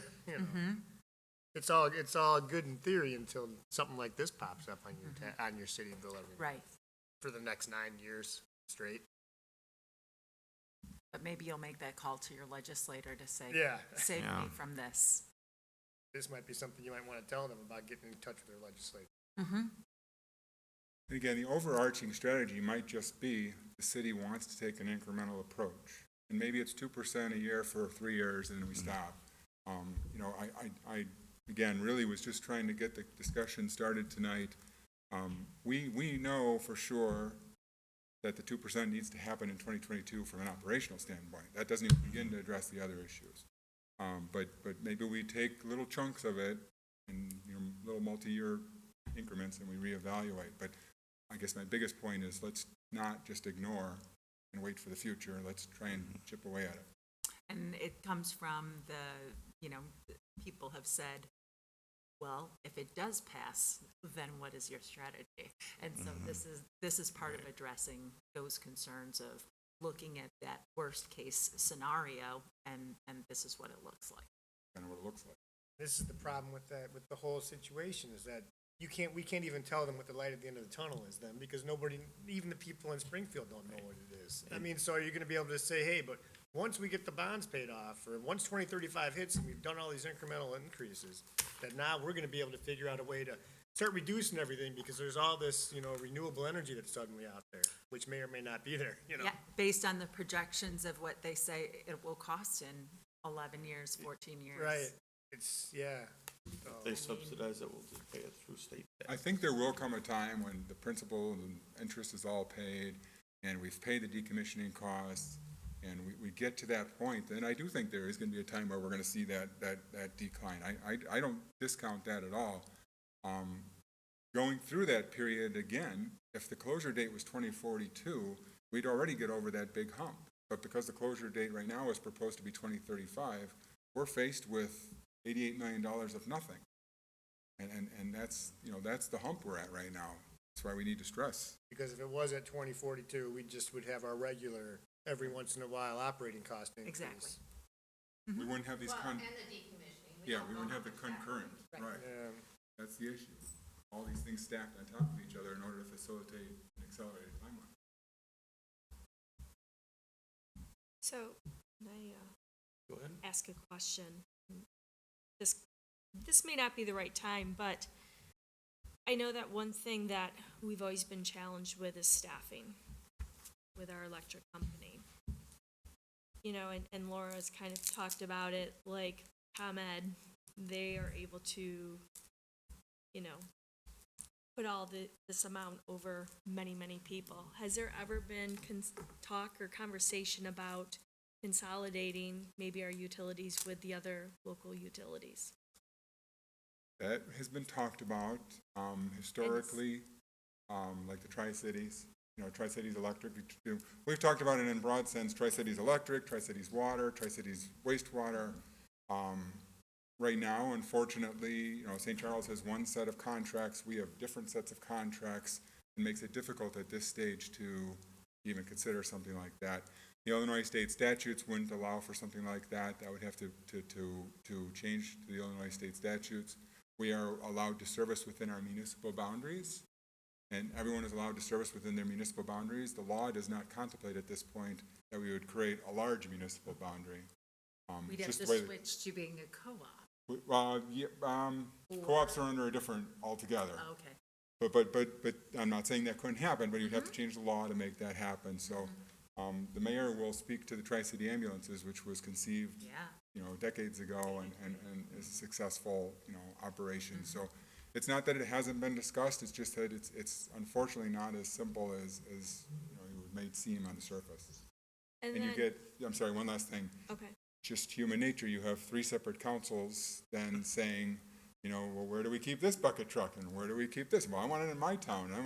And that's why Tri-Cities, I'll go back to the ambulance, that's not connected to any city councils. That's a separate entity all by itself. You guys don't have a say over Tri-Cities operations, only 301 representative. Because I also think about, our employees in the electric department, because you guys have had a hard time trying to recruit for it. Like, do we see a potential We don't have a difficult time recruiting for linemen. The Okay. electrical engineer is the one that's really difficult to compete with the private sector in the engineering section. But a lineman position is a very sought after job. Right, because they don't have to worry about some of the long distances that some of our ComEd friends have to do. Yeah, if you're not doing contract work, you're not going out of state up for weeks on end and stuff. Now, our linemen make less money than those linemen do. If you're a contractor and you go to, say, New Orleans right now to clean up after the tropical storm, you're going to be gone and away from your family for several weeks, but you're going to make a lot more money than our linemen make. Right. It's a lifestyle choice. Right, and that's why probably the linemen like what they have, because they're like, I got Batavia. No, I just, and this goes deeper, like as far as the employees, like kind of like our police department, we're going to have an influx of a bunch of them retiring around the same time. Is there going to be some of that concern? And luckily, our linemen have gone through that. We're on the other side of that right now. Okay. Our crew leaders are both 15 years plus away from retirement, and our crew leaders are the most senior of the guys. So we've gone through that. We've had a half dozen senior linemen. Yeah. Like, that's where I'm like, you're saying 15 years from now, and this could be closing in 15 years. Like, is there some correlation of, some opportunity to consider? No, that's a good point. So something to explore. We luckily have a good mix with our linemen now as far as age range.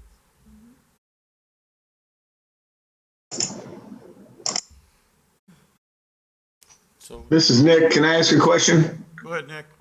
Just to confirm that it wasn't clear on the sheet, Gary, that 2% you're talking across the board to every ratepayer? Well, the reason why we didn't get into that level of depth, Alderman, is because this is, again, it's just meant to be more of a broad discussion. We internally talked about that. Does that mean to the industrial customers? Does that mean to the commercial customers?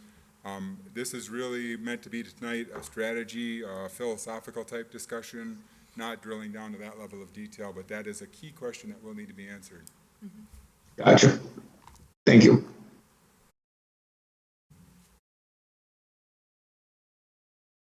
Some of our industrial have contracts where we can't raise those rates, correct? One of our industrials has a market rate structure. All of our other industrials are on our standard rates. And that was only for a portion of their It's only for a portion electrical of their load. overall That load, was correct. not originally, it was I didn't something know that if was there's added anybody on. else that Right. had something. Well, it does restrict rates though, too. They're laid out in the contract. Okay. No one else, though.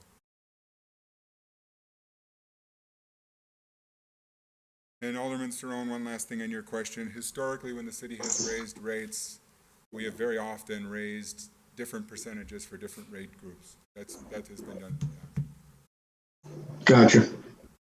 No, I get it now, and you've been clear This is just discussion and you'll take whatever we give you.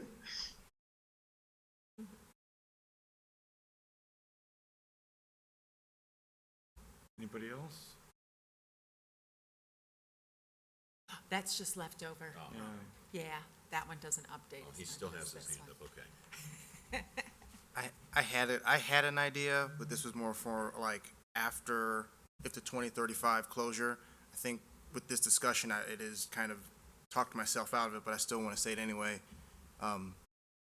If we were to allow residents to have solar panels, let's say we have 10, let's just say 10 megawatts of power that we have to produce, and we now have to pay for those 10 megawatts plus buy the 10 megawatts after that. If we have more residents allowed to install solar, could that reduce the amount of renewable energy we could buy after that first 10? Or does that just not even matter anymore because we still have to buy? We still have to buy the 55. Right. That's the kicker. And we still have to pay that much plus. So it really doesn't matter. Right. We're actually taking money away from what we have to pay for our bonds at that point, correct? Until such time that the 55 megawatt obligation goes away, that's true. Once the 55 megawatt obligation goes away, then the equation can flip completely. Yeah. And we can, and that's, I think I started weeks ago telling you, we're unfortunately not able to do a lot of the fun things. Because one of the fun things in the electric utility world right now is, the conservation and the solar and all that stuff, which once we don't have a fixed contract, you can do all those things. Right.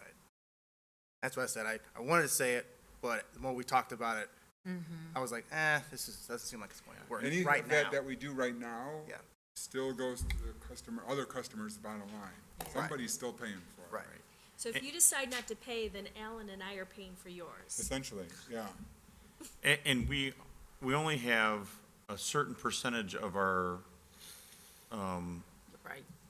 megawatt usage in the city can be allotted back to 2%. to generate Right. 2%. Right now, But that's we're why- 100%. And I don't know how much, I don't know if you know it off the top of your head, but what we already have out there, because we do have, some solar that's already out there in the city that's generating back into the system.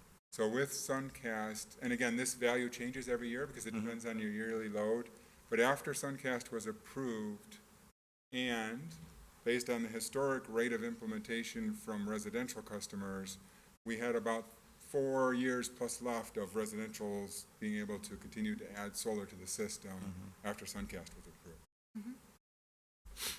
So, there's still some room out there within what we've already approved that we would allow where people could do it. So, I was just trying to think of us having to purchase more renewable energy on top of what we have to pay for. Could we reduce that amount? But after our discussions, it clearly is not going to work until after we're done with our. Right, and that was something that I thought about when we were talking about that they were going to the state would require us to have a certain amount of renewable energy in our portfolio if we have enough generation already on site, whether it be industrial, commercial, or residential.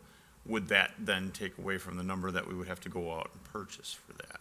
And I don't know that they've ever addressed that or even talked about that in the discussions on legislation. It's customer generation. Customer generation versus Our what, obligation. Customer on generation the won't net. reduce our Right. obligation. Yeah, that sounds like it's something that happens after. no, I'm not talking about the Good 55 we're obligated to We're now. buying energy. Oh, Does the I'm talking customer about- self-generation count toward the portfolio Renewable. standards? Once you get to that point, yeah. Right, Yeah. it does, okay. Because I didn't, that was never clear to me on Yeah, what I had seen or read from the, 900 pages. See, because what happened, so what happens in ComEd world is that a third-party company will come in and offer to put solar on your roof. Right. And that third-party company, there's a marketplace for renewable energy credits. That's how that third-party company is getting a revenue stream, because they're basically hanging on and selling those credits. You, as a residential customer in ComEd, have solar on your roof now, your bill goes down, you are happy. The solar company gets funds from you to pay for pay for the panels on your roof, or they get recs from funds from the recs. So that company's happy because they've got a revenue stream coming in. That's how it works in ComEd world. We're different right now because we don't have the recs. So right now, our customers are basically paying for their solar systems because they want to pay for them and they want to, that's what they want to do. I just want to add something too, because I think when you were talking about would that, if more people had solar in 2035, I think that maybe the 55 megawatt contract could be worked out if the coal mine is closed. But we still have the debt. That's the biggest thing. It's the debt. It's not that we have to purchase the 55, because we aren't that far off of the 55. It's the replacement, well, and the replacement capacity and the debt. But if everybody had solar, we still have to build the transmission and distribution lines to deliver, because not everybody's going to have batteries and be self-sufficient on their own. So there's still a certain amount of power that we'll have to collect on so that we can pay the linemen to go out there and, you know, when a line goes down, and put the lines above or below ground. So there's still going to be operating costs regardless of how much renewables we have. I think there will be maybe a lot of studying that will have to be done on that topic for rates and that kind of thing when we get to that point.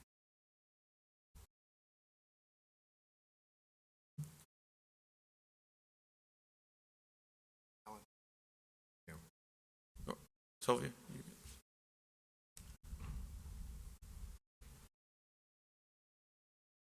Sylvia Keppel, 1420 Becker Avenue.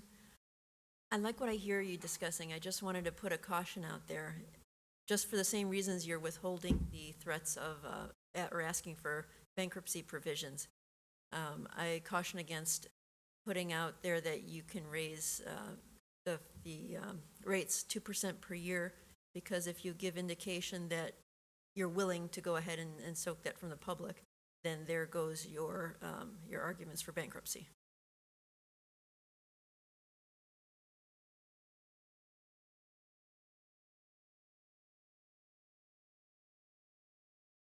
Yeah, I think that's one thing I've always, I believe it's only our pension funds that we aren't held by a cap on. If the pensions had to go up, we'd be able to raise taxes to fund the pensions without a cap. Oh, we're not under the PPL. Right. We are not under a tax cap. No. We're a home rule community, so we can raise property taxes as much as we choose to. We just choose not to. Right. It was part of the, when there was the referendum to remove home rule, to show our fiscal responsibility and our restraint, if you will, in light of the fact that we could raise property tax rates as much as you would approve. That had not been done over the 9 years that we had since we had been home rule. Sylvia does make an interesting point, though. I brought up the same point with Gary, not necessarily in relation to bankruptcy, but just in general. 2% a year kind of sounds not that bad, but it does compound, and it will get to a very large increase. And we just don't know what that impact will be for businesses. We lose a large industrial customer, then the amount of money we have to collect from everyone else increases. So there's so many things that could impact the scenario. I think it was really more of a discussion and getting it out there so that you could be thinking about it and talking with residents and letting them know how important it is to us. We do certainly support renewables. It's just, can we wait 7 years? Right. And I think it's important too for us to plan what we think is going to happen in the future, but maybe use a shorter time frame for what we want to approve. I mean, we've gone through 6 years now without a electric rate increase. And when we went through our budgets and planning for the wastewater utility or the wastewater and water department, we went through and did studies, and then we laid out how we were going to increase those. And that was mainly just because of the capital improvements we had to do on everything. And I think that's something similar that we should do with this. We know that there are costs that are going to increase over time, and lay it out in a very simplified manner so that way everybody in the public can understand why we're doing what we're doing. So that this is easy for us to explain, easy for constituents to understand, maybe not easy to like it, but that's the reality that we have to deal with. And the mayor had a good point too, in that if it does pass, there still is a chance that it could change or be reversed. Maybe they would come to the realization that we'll need more power than what will be available then. And so things could change, but we still have to have a strategy. Which can always be Right, and that's the other thing too, is we always have to remember that the city council makeup can change, you know, in 1 or 2 election cycles. It can be completely different, and it can change into what they want to do. But I think it's also important and incumbent on us that we have to plan. Right. And I think this is part of what we have to do. Okay. Does anybody have anything else they want to talk about on this subject? Or we'll move on to project status. we have a week discussion. I think I'd just like to quickly recap some of the things that we talked about yesterday, ongoing projects and new projects that we've been working on. Staff's been working on a proposal to create a business registration program. We've been working with various staff to compile information on our existing businesses, and we plan to present more information to City Council about this plan in the near future. And Target is doing another interior renovation that will require storage container storage in their parking lot again for several months, which again is not the most visually appealing thing, but we are incredibly glad and fortunate that Target is again making this huge investment to their store here in our community. We're working with the demolition contractor in regard to 916 Park Street, coordinating with the asbestos mitigation contractor for that part of the work, and we'll have a better idea of the schedule within the next 10 days or so. As far as one of our major projects, of course, has been the complete reconstruction of Main Street from Water Street to Van Nortwick, and paving of the final surface course has been completed, and Batavia Avenue is now scheduled to be paved in the coming days. And that's all that I have, unless anybody has any questions for me about particular projects. I was glad to hear, seeing in the news, that the cost of lumber has at least come down by half, which doesn't put it at the rates that it was, that they were last year. But it is quite a drastic reduction, and I'm hoping that other building material prices will follow so that we can get back on track with our One Washington Place project. Anybody have any questions? See any other hands other than Marty's? Okay. Now we need a motion to go into executive session for collective bargaining, and we will not have any action coming out of that, so we will not come back into regular session on BATV. Motion to move to executive session. Motion Second. second by Miller. Now do roll call because we have people online. Knott? Aye. Transit? And there's still. Lost. Sofa? There it is. Aye. Wolf? Aye. Barron? Aye. Lehman? Aye. Ayazi? Aye. Malay? Aye. You were absent. Saron? Vogelsinger? Aye. Miller? Aye. Rosado, Aye. and Beck. Aye. Dan, are you there? Chanzit? May need to send him a text. We lost. Okay. Okay. See you in the next meeting? Yep. You can shut this one off and BATV will shut off. And then